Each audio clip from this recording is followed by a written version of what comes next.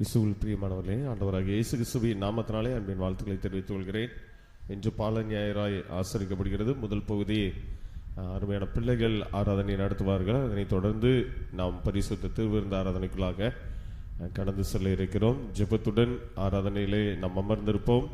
ஆண்டவர் நம் நடுவிலே பெரிய காரியங்களை செய்வாராக. பாலர் வாயினாலே துதிகளை உண்டு பண்ணுகிற ஆண்டவர் நம்முடைய பிள்ளைகள் மூலமாக கர்த்தருடைய நாம் மகிமைப்பட உயர்த்தப்பட ஆண்டவர் நமக்கு உதவி செய்வாராக. இப்பொழுது பிள்ளைகள் முன்பகுதியிலிருந்து ஆராதனை நடத்த ஆரம்பிப்பார்கள்.